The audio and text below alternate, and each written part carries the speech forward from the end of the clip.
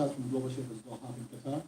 My question would be on environment perspective, how Alibaba Group.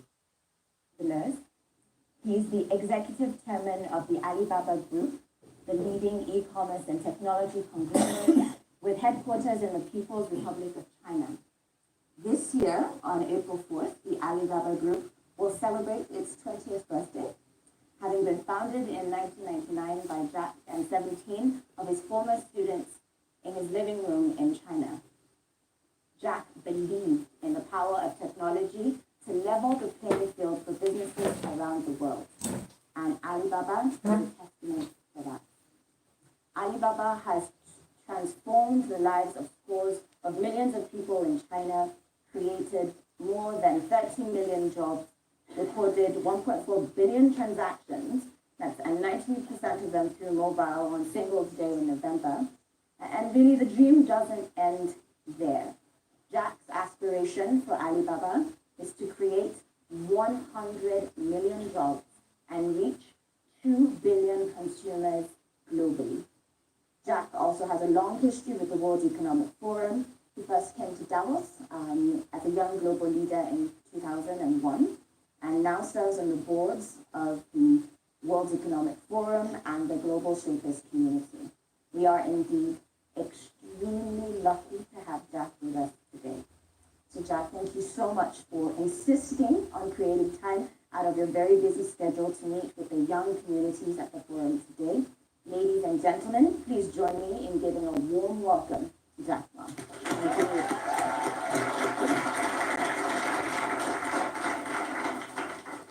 Okay, so Jack, today we have the Global Shapers community, the young global leaders and technology pioneers are seated in the room today and eager really to engage with you. But let me start off with this question.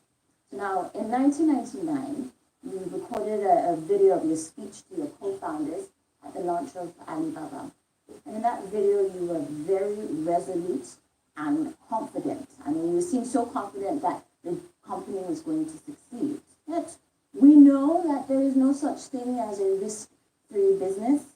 So did you have any moments of doubt or fear in launching Alibaba or what you, and really, did you have any concerns that maybe you wouldn't make it? And if you did, how did you manage those fears and doubts, and what was your support system like?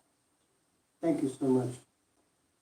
Thank you. It's my great honor to be with you, and thank you for asking the question. I was scared. There are technical guys here. Don't ask me technical questions. But of course, I was scared. I had fear, doubted, again. But one thing I never sort of doubted about is I believe somebody, if not us, if not me, somebody will win. Somebody will be there.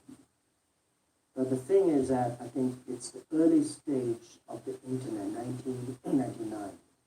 Everybody has a fair chance. There's no expert at that time.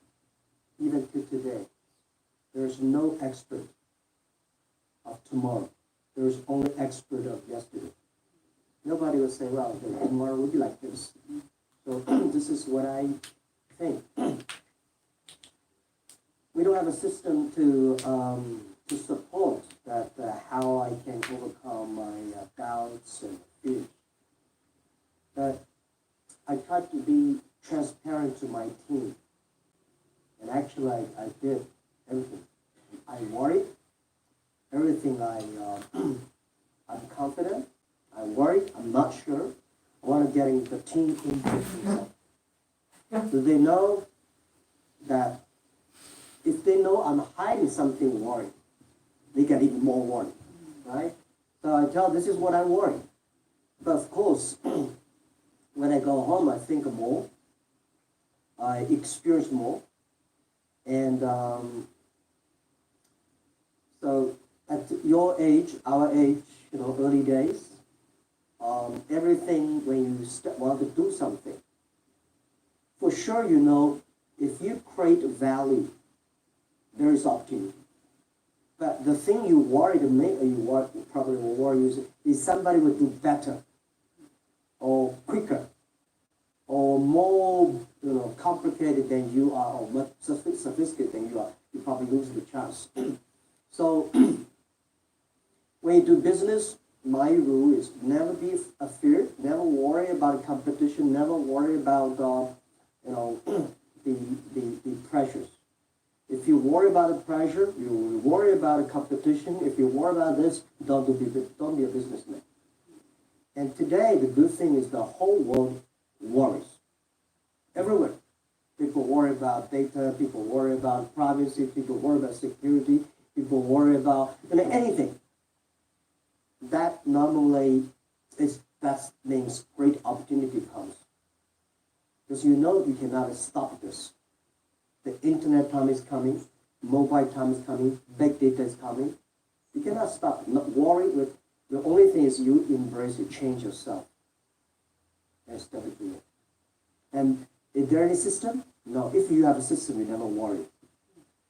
Nobody has a system. Ask your president, he doesn't have a system. He worries. Right? If you're a human being, you worry, you doubt. But the only difference when you doubt, you fix the problem, you change yourself, you fight again tomorrow. Great, thank you. Let me follow on with that, on asking about your team. Mm-hmm. You talked about just now how transparent you were with your team. How did you build your team? And lots of us here are building businesses and organizations where we want to have similar impact or even greater than what you've been able to achieve. So how did you build your team? How did you know when you had the right team? Well, today the 18 founders of Alibaba, a lot of people think they are legendary. Wow, you're Alibaba founders. You must be super good at it. Honestly, most of us cannot find jobs early days. We're not that smart. None of us graduate from a great university. But the thing is that we are ready to learn. We believe in the future. If we work together, if we learn, if we improve, we'll be there. I told them for the first year, everybody forget about that you will be VP vice president, right? You will always be a tiny manager in your life. Because if we're successful, people we hire will be smarter than us. If we only hire people who are stupid than us, then we'll be in trouble, right? So when we hire people who are smart than us, the company will grow, and we will be happy because this is the mission that we have. So I would say there's no best people in the world that is ready for you.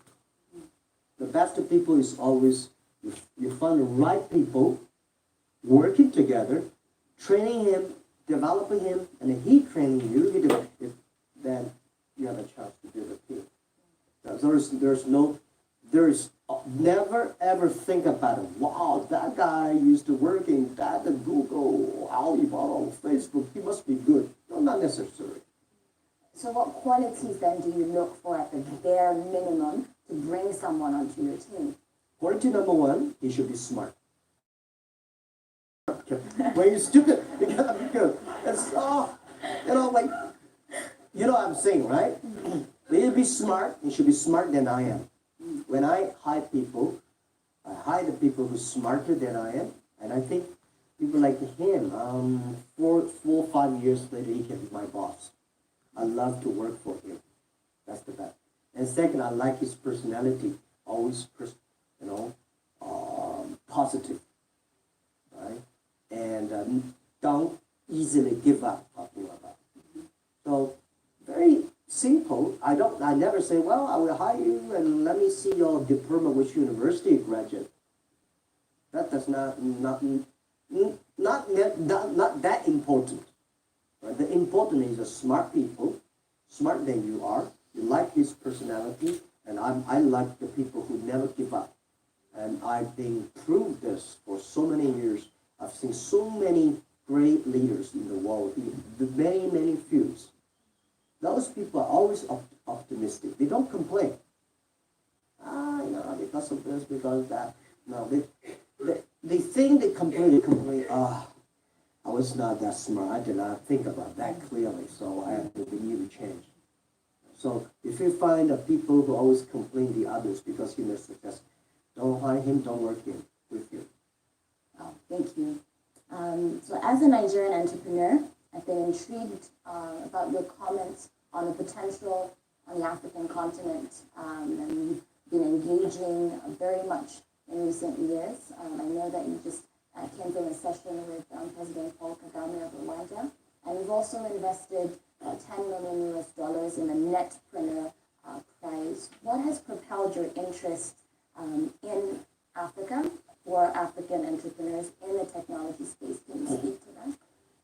Yeah, actually, year 2017 was my first trip to Africa. Before I went to Africa, I was scared. There's a lot of things about poverty, disease, and a lot of unsafety, security, all these things.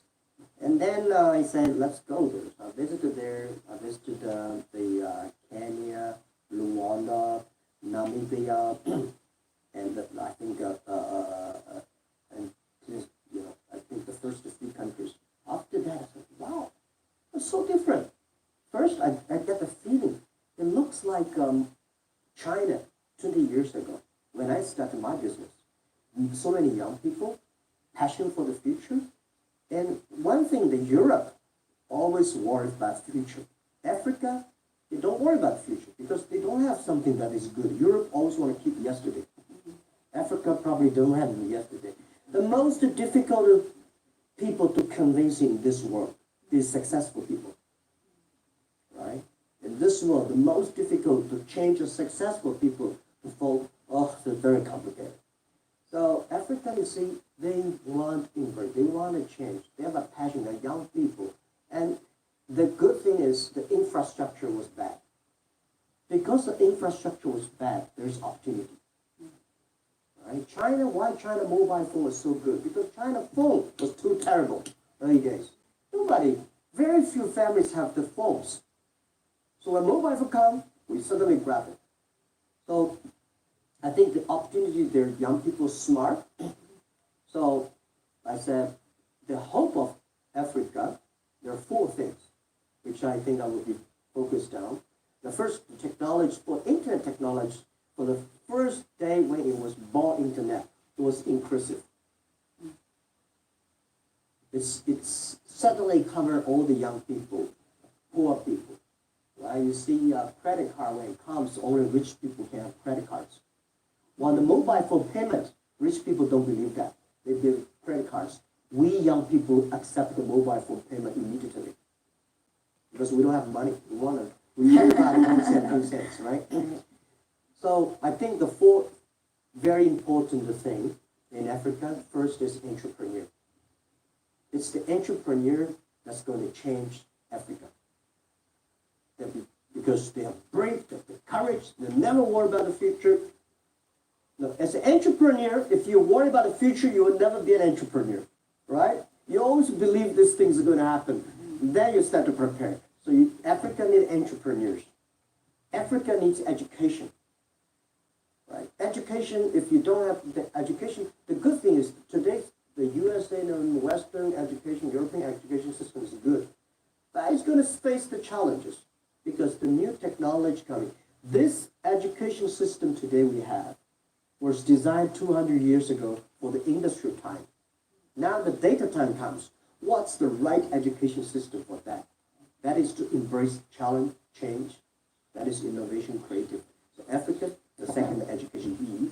The third is infrastructure, not infrastructure.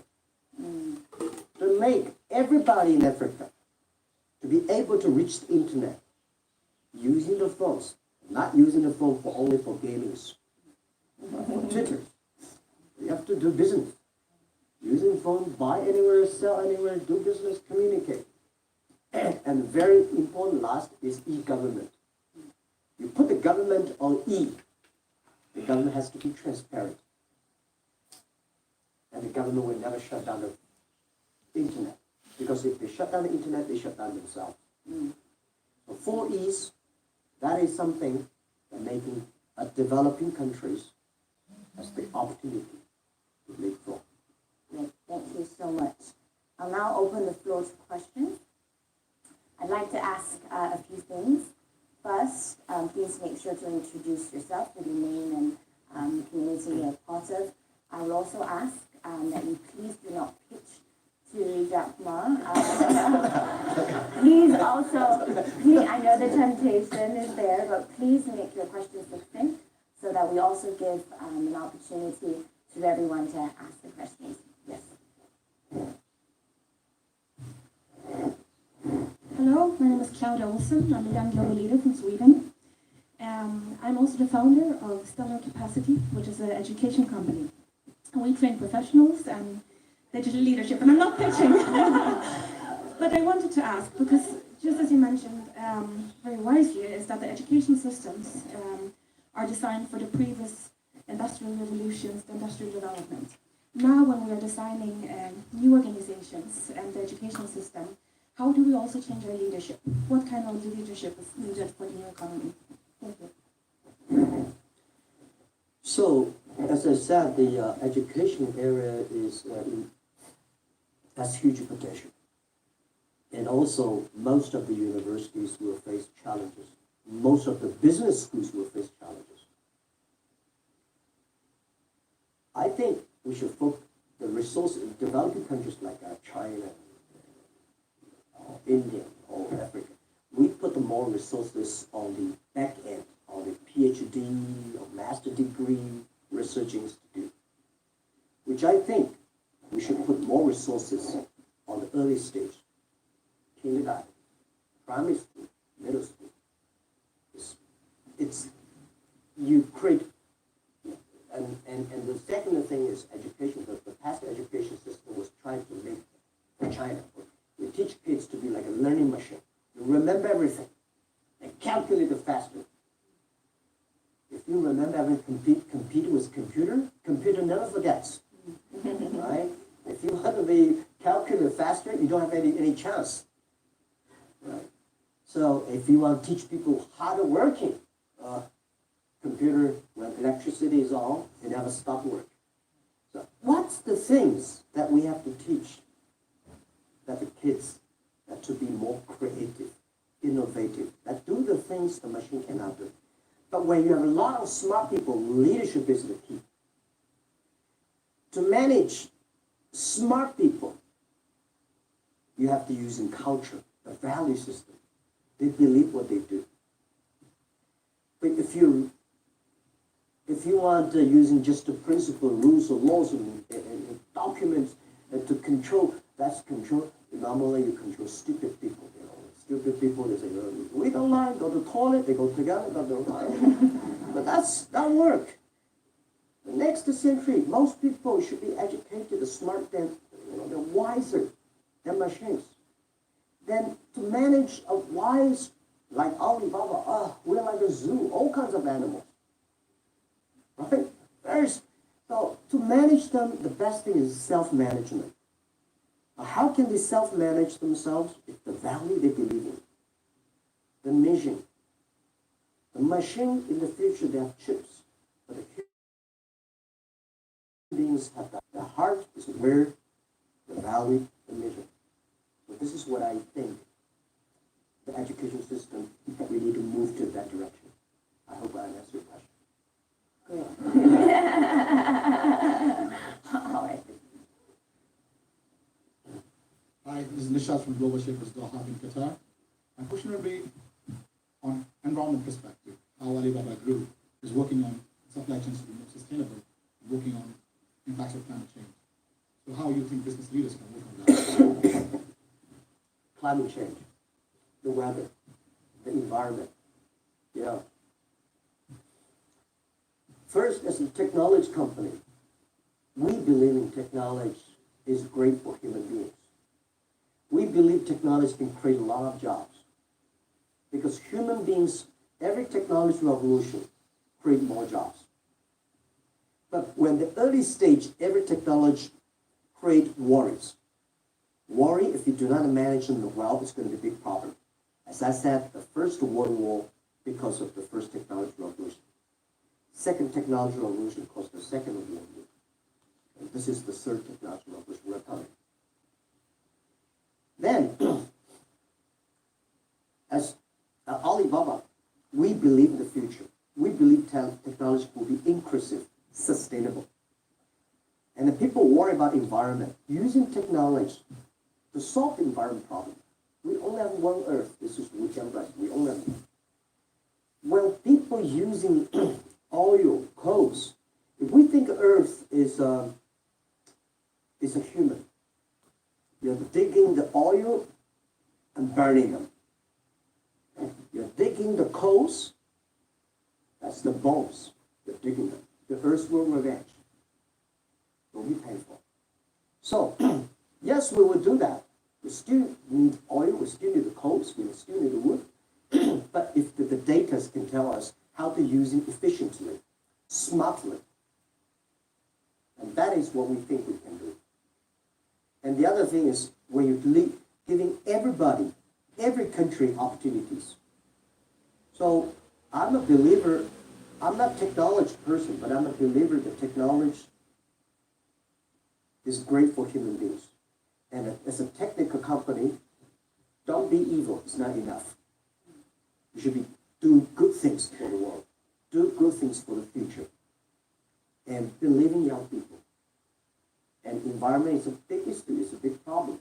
The Earth probably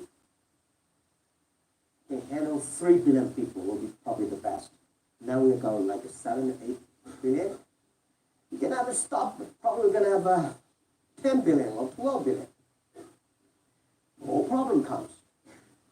But using technology to foresee the problem comes, solve it. This is why I think Alibaba has a lot of things to do, not only for making money. Making money is something, early days is important for us. Now making money is not that important. How we can use technology to change, to improve, to be inclusive, sustainable, and green. That is why we're still at our age, at our sort of hard working for 20 years, time to rest. We're still fighting. That's the meaning of the technology.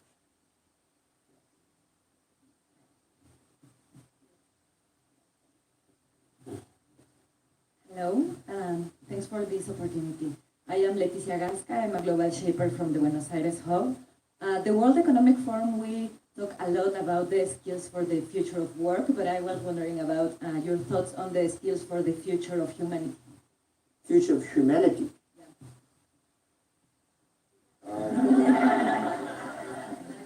What is your view?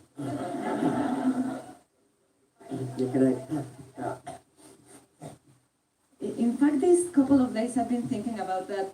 Probably the most relevant skills for our future as mankind are being more empathetic and more mindful, which are not the typical soft or hard skills we talk about. Okay. Thank you. Well, one of the things I feel very proud in Alibaba values, we have 6 values. There's 2 things which is very unique.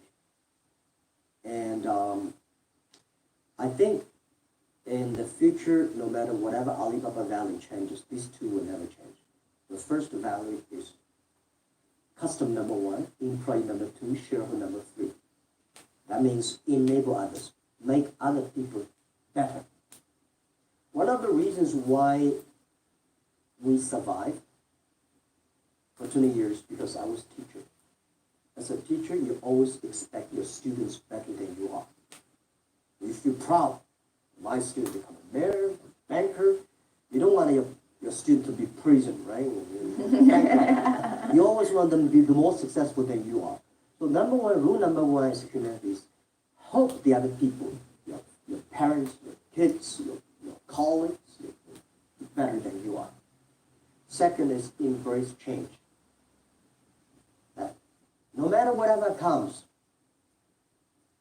something you unexpected to come, embrace it. If you cannot change it, embrace it.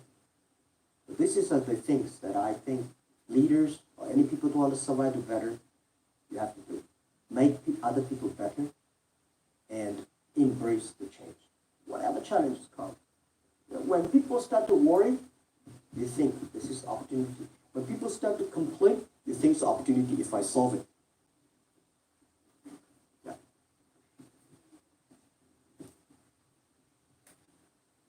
Hi, I'm Diana Paredes. I'm the CEO of Straight. We've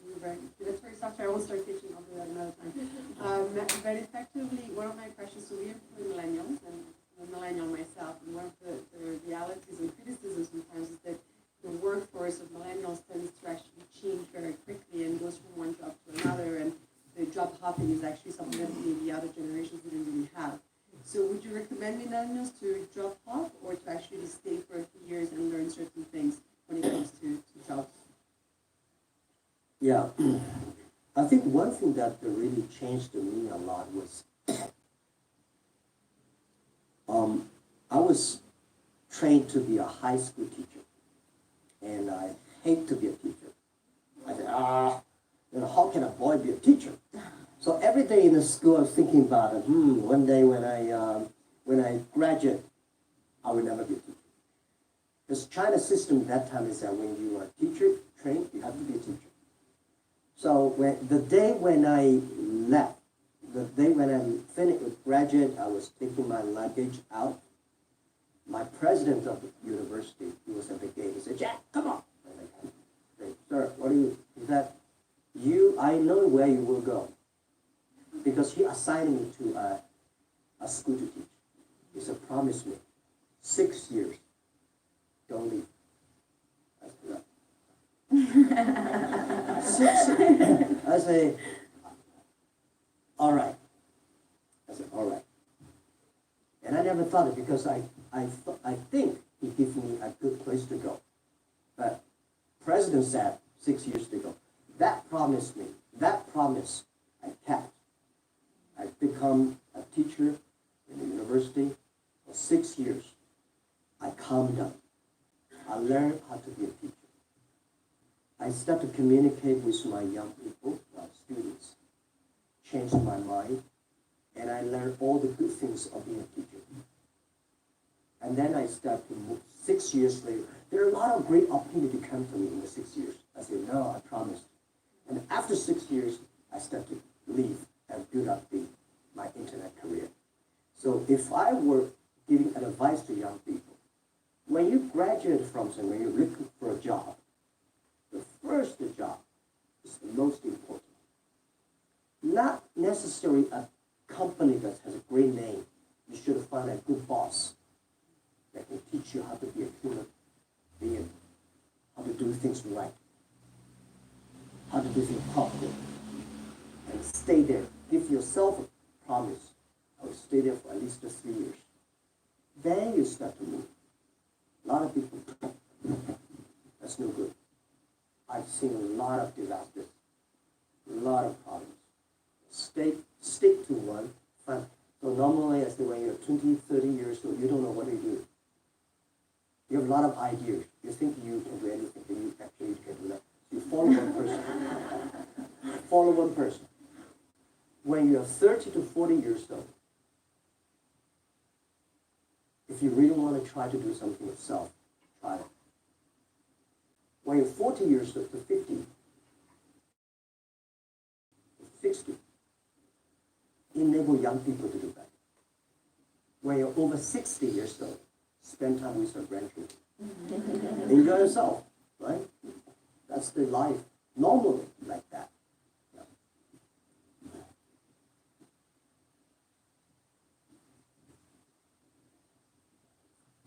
Hi, good afternoon. I'm Mariam Robinson from Jamaica, CEO of a bank in Jamaica. So I, like you, believe that technology is good for human beings, and it actually helps to democratize access to markets, which is relevant for very small, poor countries. But there's also this concern that as we innovate, there's no one standard managing that innovation, and that these small, poor countries could be left behind. So I wanted to get your thoughts on should this be more standardized and managed at a global level, and can that help to bring along small, poor countries to ensure that growth is inclusive? Yeah, that's a good question. This is what I'm doing almost every day.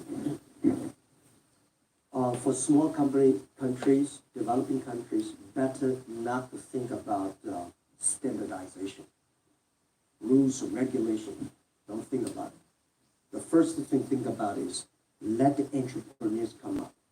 Let the innovation come up. When they come up, then you know how to regulate. Last century, big size, big money, standardization is the rules. This century, next century, personalization, customized. That's the rule. So when you're talking about standardization, It takes about years to still fighting, debating. But when you, as an entrepreneur, you start to do it within 3 or 5 years, you already make big change. So for developing countries, don't convince them, like today Europe. The more you discuss about standardization, the more concerns come up, the more worry come up. Right? So today, happily or good for developing countries, you see in Europe, so many countries worry. So many countries start to talk about regulation. It's opportunity for you, for small countries. Move faster.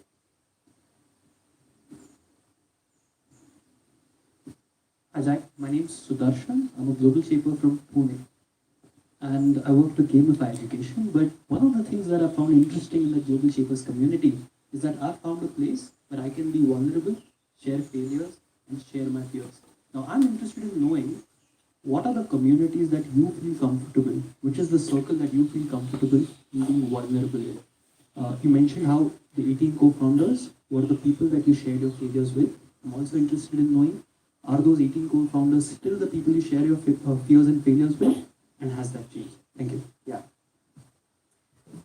Yes, I think first it's young global leaders, shapers. This is a very good community. Right. This is why I come here.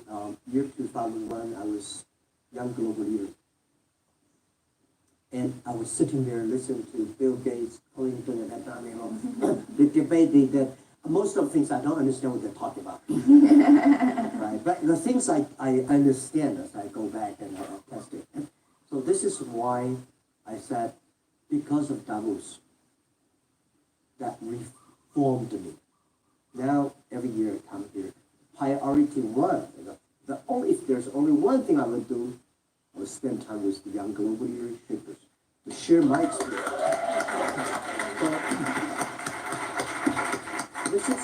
This is what I think. And then the other thing is you can partner, but don't do business together, right? There are a lot of people you can do business together, but not on the same group. This is no good. This is my advice. And why is that? I have not researched that, but I've seen a lot of classmates, business with MBA, where they start to do business together, they break the friendship, and they break the business. Because when you look at the others, all the beautiful, when you get closer, it's not. Business is like a marriage, but business is not a marriage, right? So, don't invite your friend to join your company, to be partner. Just be friends is always good. It's more precious. Giving you advice. My 18 founders, yeah, we still keep up contact, and some people, I said, when 10-year anniversary, this is 20th anniversary, 10-year anniversary, I told all the 18 founders tonight, everybody write a letter of resign. Because you don't owe company do not owe you anything. You've been working hard, you got what you want, you can now be yourself. And then, if you think about it, join the company again, write, in 14 hours later, think through, write a letter of application. You join the company as a normal employee. We will never consider you as the founder. If you're not qualified, you're out. That was the rules. A lot of companies have founders, and then the founder getting problems, the company get problems. That was, we did. And I feel proud for the 18 founders. They all live well, we still contact. But I travel a lot. I see a lot of friends, and I make friends of every different industries. That is strong leadership and unique, and they love to share. I have a lot of friends, play poker and drinking together, but not easy now. But I think it's very important to have a friend. I'm a person believing in friendship. I make a lot of friends. And people say, Jack, how could your friend in the prison? So why not? He was my friend. He committed crime. He's in prison. He's got punished. But he was my friend. When he came out, if he changed, we supported him. Oh, some people are very government office or somebody very proud. You know, it's a friendship. It's not about how successful you are. We believe you person. I believe that when I'm in trouble, you give me my advice, not necessarily give me money. That's what I think.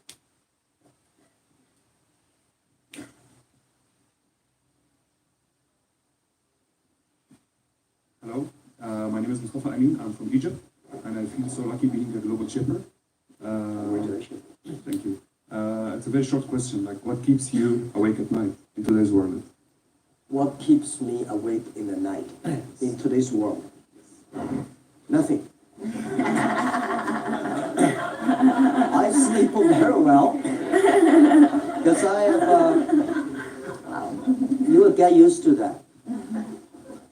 When you go through life like this, like a company like Alibaba, people always see good side. But there are so many scary times, worries and that, and you have to overcome again, again. Now, I know if I cannot sleep well, problem is still there. If I sleep well, I may have a chance tomorrow to fight against the sleep, against the problem. Sleep well no matter what happens, right? So, I don't have it. Today the world is that, when I wake up, I say, I go to Africa today. I go to Europe today. I hammer on the United Nations and I say, this is what we believe. We think it is, whether they accept or not, it's not important. The important is you go, tell the truth. You go, tell your opinion. And you go change. That's what we do. Yeah. Don't worry. Hi, Mr. Ma. My name is Natalie Chen, and I'm a shaper from the Hong Kong Hub. So I know that you're a great leader, but most importantly, you're a really great teacher. And I know that the education system is inherently quite broken. And so I've been working a lot in the education innovation space to connect students into 21st century skills and new job opportunities. When I talk to a lot of students, I notice that a lot of students just have no idea what they want to do in the future. They're just really confused. The school world focuses on a very different thing than the real world. So I'm just wondering, in terms of like industry relevance, in terms of what the education world is, because right now it's quite separate.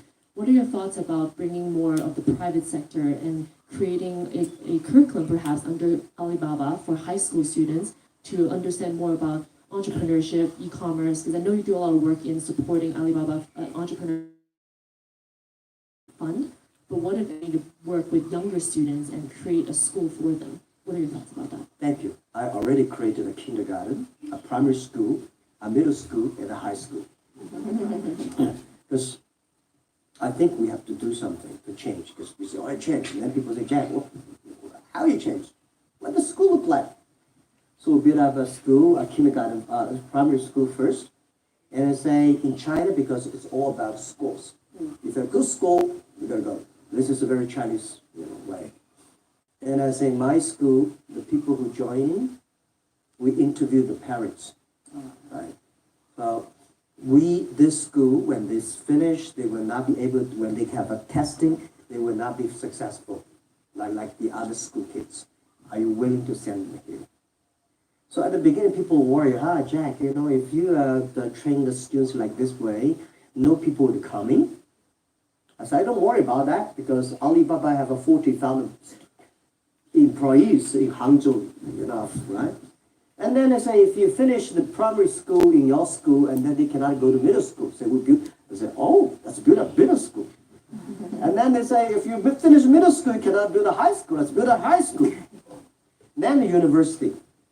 And I say, I don't worry about university. I believe 10 years later, university will accept my students.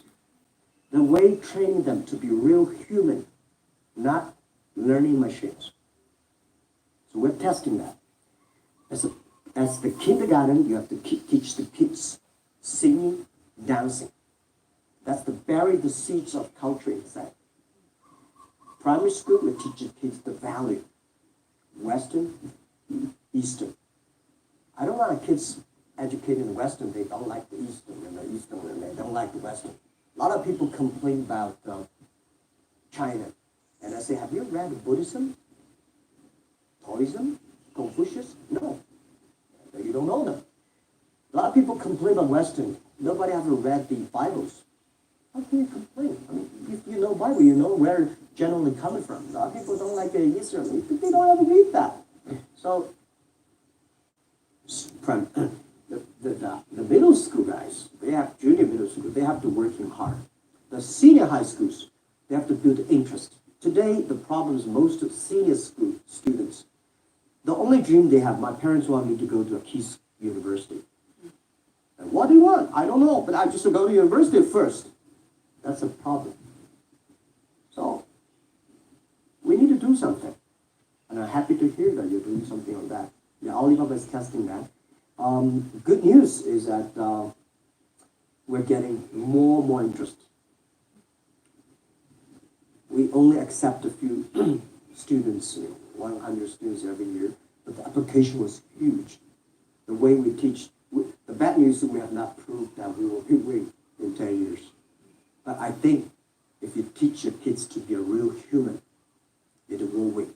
If you teach your kids to be a machine, you don't have a chance.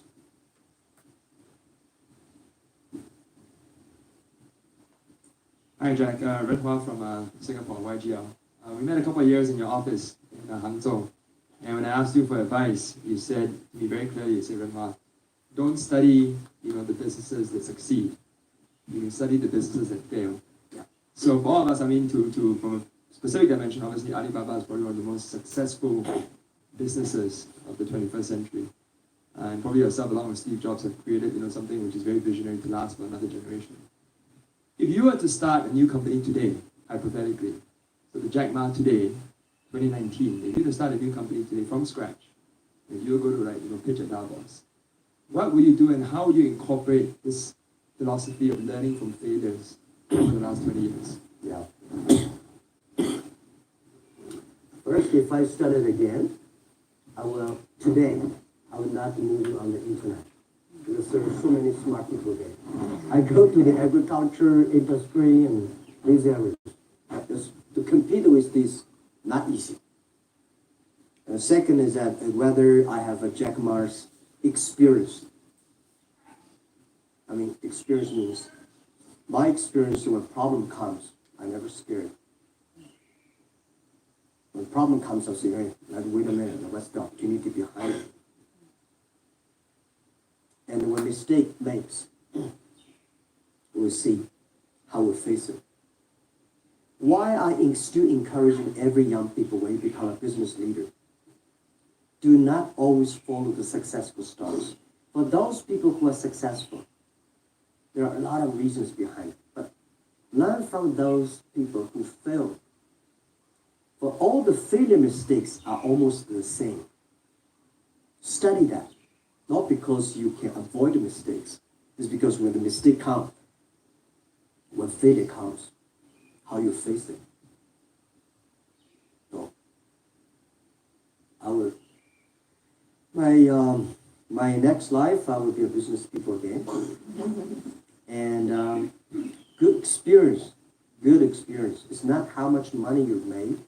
It's not about how famous you are.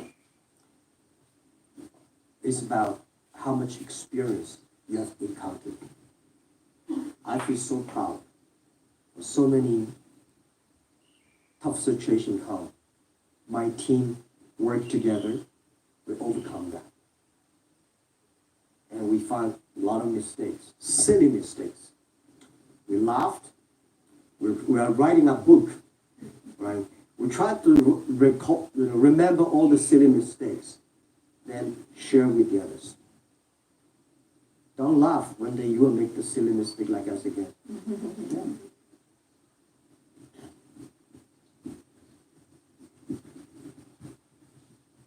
Hello, this is Khalid al-Mansour from Alibaba Group from Riyadh, Saudi Arabia.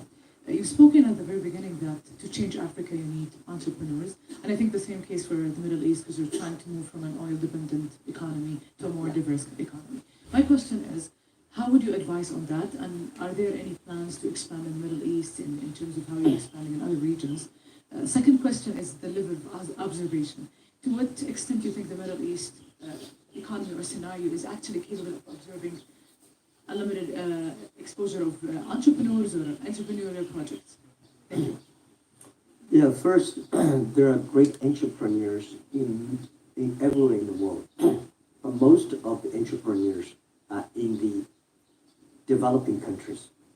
There are more professional management in the West, but in the East, like Africa or the Middle East, China, we have a lot of Indian, we have a lot of entrepreneurs. And second, I think the government should, if the government wants the economy to grow good, do not trust themselves too much. They should trust the market. Trust the market means trust the entrepreneurs. Any government spend resources on training, developing, encouraging, make business-friendly policy for entrepreneurs. This country will go up. So I think Middle East, I've been there, some countries for 2 or 3 times. I found a great entrepreneurs there. The thing is that the governments, most of the oil countries, they are too rich. They're not care about small, tiny. This is no good. They have to pay attention to small business. Last century, the bigger the better. This century, the smaller the better. Last century, you had to be a strong company. This century, you have to be a good company. A good company means you care your employee, your family, your friends, your customers. You feel comfortable, not necessarily be that big. Don't think about Alibaba, Amazon, Microsoft. Just to think about, I enjoy my life. This is I come to this world not to make a career. I come to this world to enjoy my life, and I make a good company. When the company is good, it will be strong. So I think Middle East, huge potential, but the technology, they have to embrace it. Yeah. So we have time for one last question. This is quite difficult. Oh, okay. I've been told we actually have time for 2 questions. Okay, this is great.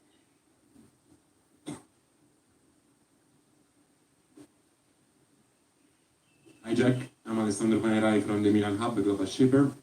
So my question is, what is your main personal goal and what do you want to learn in the next 5 years? My personal goal is that I hope, for business-wise, I hope the internet, we will build a new ecosystem that using technology can enable every young people, every small business, that they can global buy, global sell, global compete, global deliver. And anybody can buy globally, deliver globally, sell globally. Make the world really global. And my personal is that, one thing, nobody can decide which family you were born, right? But you can decide how you die. I don't want to die in the office. I don't want to die on a hospital. Or die peacefully on the beaches or somewhere, right? So, well, relax and do things I like, because I've been working really hard before this year, very hard. I will still work very hard, but I will pick up the things I only like. This is because the first 50 years, tough work can give me the rights to do something that I really like, not do the things I have to do. Do something that I love to do.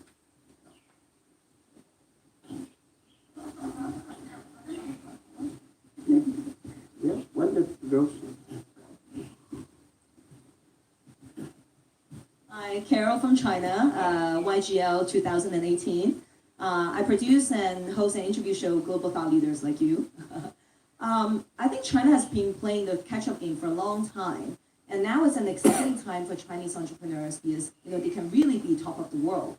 But they're very busy, climbing up the ladder. But also, it comes at a great cost of family, of friends, of health. Probably not dying on the beach, as you said, right? And they're too busy to really think about the purpose behind all these technological innovation, all these economic development, all the value questions. Well, I see the conversation happening in a lot of the guests I interview in the West. So how do we really start the conversation in China? And also, it's an important question that China contributes, in the global conversation. So how do we, help with that narrative so that, it helps the world to understand China and helps China to contribute to the world as well? Okay, thank you.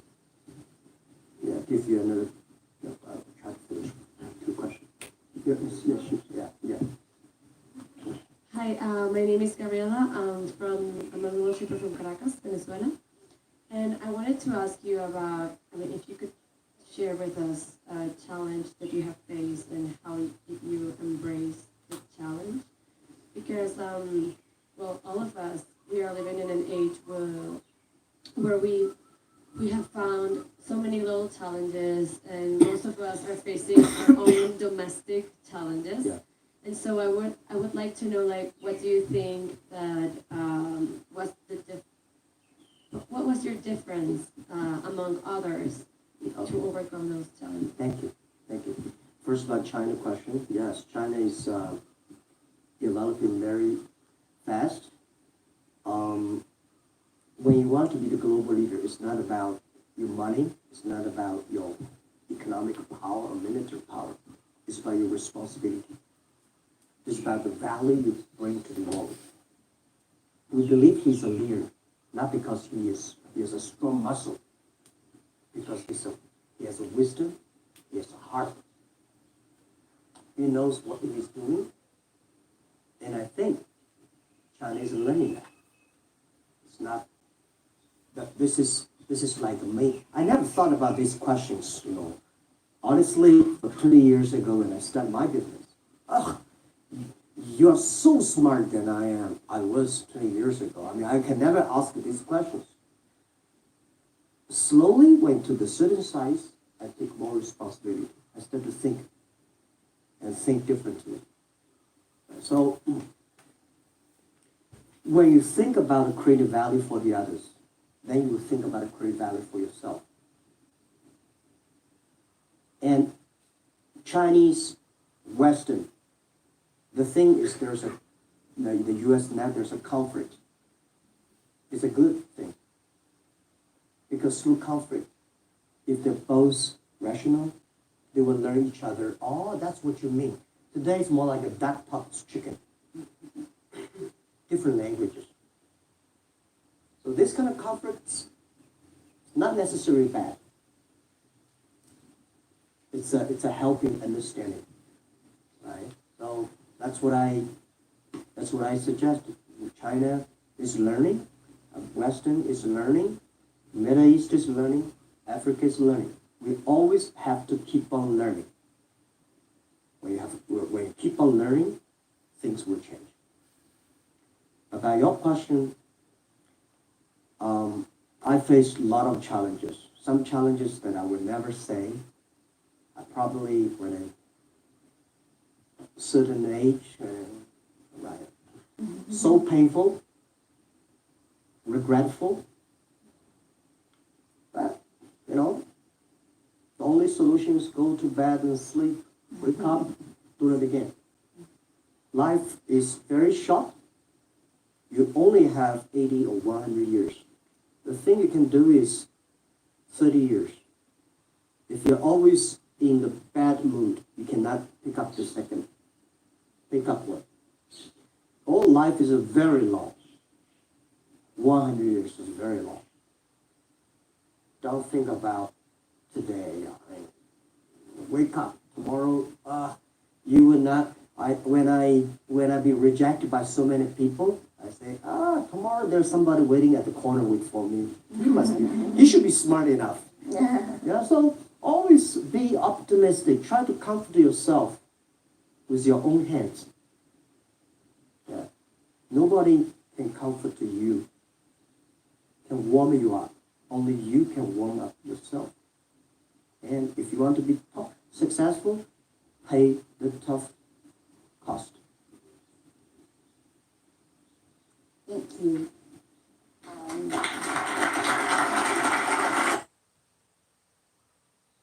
จบแล้ว